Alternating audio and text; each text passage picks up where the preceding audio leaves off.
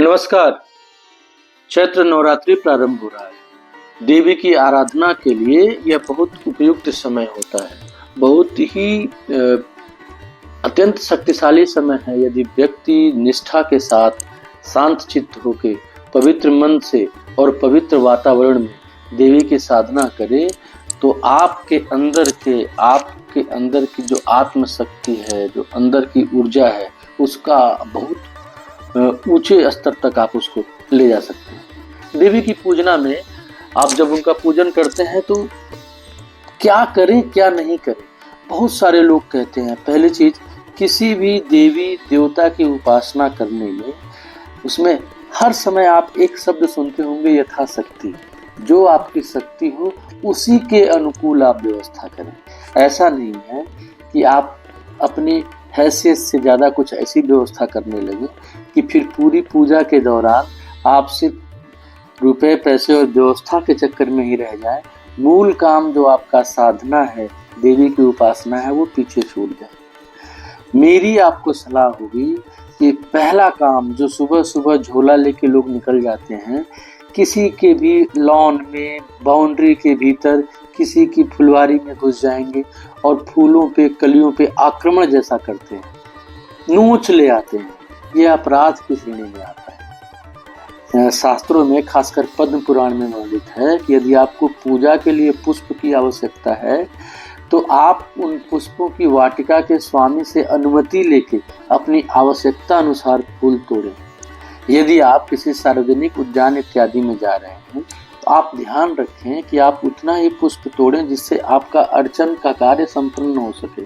ऐसा नहीं हो कि आप पुष्प तोड़ने के क्रम में उस फुलवारी का समूल नाश करने का प्रयास करें। खैर, देवी की पूजा में कौन कौन से पुष्प प्रयुक्त होते हैं? तो महादेव की अर्चना में जितने पुष्प विहित हैं और सभी लाल रंग के पुष्प, सफेद रंग के पुष्प, नीले रंग के पुष्प, खासकर अपराजिता और लाल कलर का जो गुड़हल है, जिसको आम बोलचाल की भाषा में अड़हुल कहते हैं, ये देवी को अत्यंत प्रिय पुष्प हैं और यथासंभव इनकी पूजा में इसका प्रयोग करना चाहिए। लाल गुड़हल और अपराजिता का पुष्प। बाकी जो भी सुगंध वाले पुष्प हैं, कमल है, ये देवी को प्रिय हैं। आप इनको देवी की पूजा में प्रयोग में लाएं। देवी की पूजा में भूल के भी दूर्वा का प्रयोग, दूब का प्रयोग नहीं करना है। दो आप याद रखें, श्री गणेश जी की पूजा अर्चना में तुलसी पत्र और देवी की पूजा में दूर्वा का निषेध है, आपको नहीं करना चाहिए।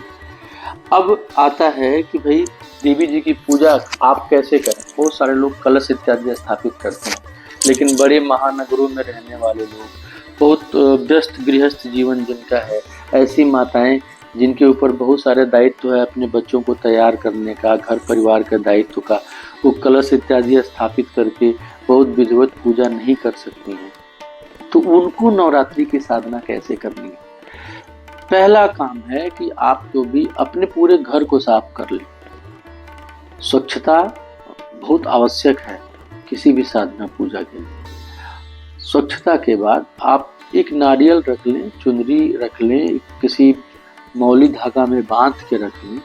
आपकी पूजा की थाली में कुमकुम होना चाहिए, सुपारी होनी चाहिए, लौंग होनी चाहिए, इलायची होनी चाहिए, धूप होना चाहिए, कपूर होना चाहिए, घी होना चाहिए, जो सामान्य आपके घरों में उपलब्ध रहता है। देवी की पूजा के समय आप ध्यान रखें कि आसन अपने लिए जरूर रख लें। कुछ का हो तो ज़्यादा अच्छा है, नहीं तो आपका जो आसन है, शुद्ध आसन, उसको रखें। आसन का शुद्धिकरण के प्रतिदिन बैठें और जब आप पूजा करके उठें, जब साधना करके उठें, तो अपने आसन को, धरती को प्रणाम करके अपने आसन को जरूर मोड़ के कहीं रख दें। ऐसा नहीं हो कि फिर वो आसन को आपने छोड़ दिया 24 घंटे के लिए, फिर अगले दिन आप आए और उसी आसन पर बैठ के पूजा करते हैं। आप प्रतिदिन आप नए वस्त्र नहीं इस्तेमाल कर सकते हैं। तो जो आपने देवी की पूजा के लिए एक वस्त्र, शुद्ध वस्त्र रखे हैं, 2 वस्त्र या 1 वस्त्र, उनको आप पूजा के समय प्रयोग करें, साधना के समय प्रयोग करें, फिर उसके बाद उनको निकाल दें। उसके बाद ऐसा नहीं कि फिर आप कुछ खाने लगे, उनमें वस्त्रों को जूठा नहीं करें, कहीं किनारे रखें।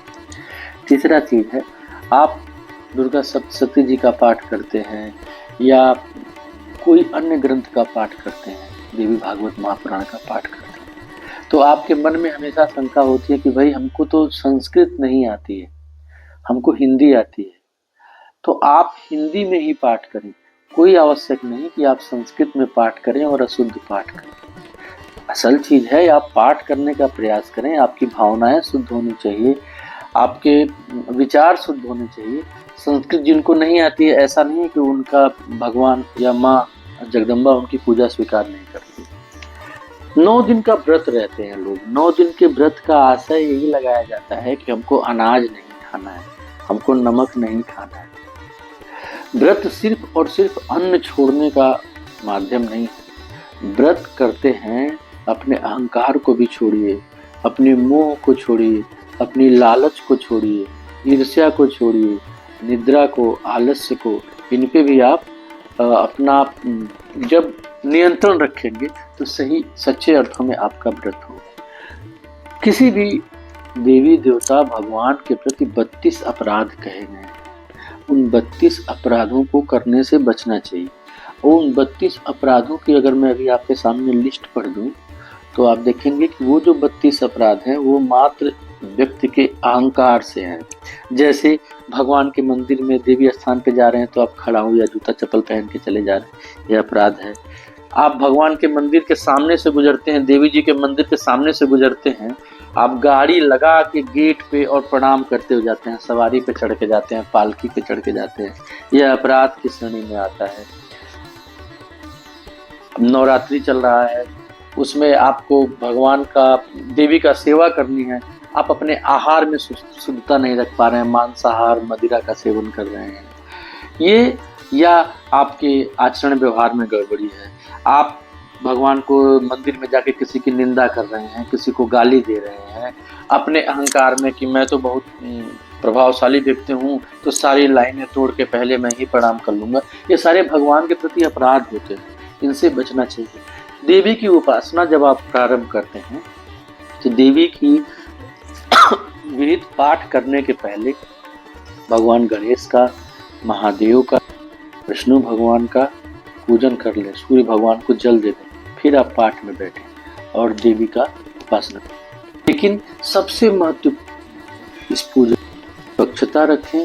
जो भी आपके पास पत्र पुष्प उपलब्ध है देवी को पवित्र मन से अर्पित करें और अर्पित करने के बाद जिस भी भाषा में, हिंदी में, संस्कृत में, तमिल में, उड़िया में, जिसमें आप कंफर्टेबल हो, आप देवी के सामने सच्ची भावना के साथ अपनी स्तुति करें। आप कोई पाठ नहीं कर पाते हैं, आप सिर्फ देवी जी का नाम लेते रहें, देवी जी का नाम लेते रहें सच्चे मन से, यही आपकी उपासना हो जाएगी। व्रत इत्यादि के समय मेरा कहना है कि व्रत इत्यादि के समय यदि आपका मन बार बार भूख में लगा रहे और आप पूरे दिन खाली व्रत के नाम पे फलाहार ही तैयार करने में लगे रहते हैं, इससे अच्छा है कि आप रोटी दाल चावल खा के और शुद्ध मन से भगवान की पूजा करें। व्रत का मतलब है कि अपने मनोभावों पे, अपने मन के विचारों पे, अपने पे नियंत्रण करना और अपने अंदर की बुराइयों को समाप्त करने का प्रयास करना और देवी के प्रति अपना संपूर्ण समर्पण प्रदान करना, ये आपके व्रत का उद्देश्य होता है। आशा करता हूँ यह नवरात्रि आपके जीवन में सुखद परिवर्तन लेके आएगी।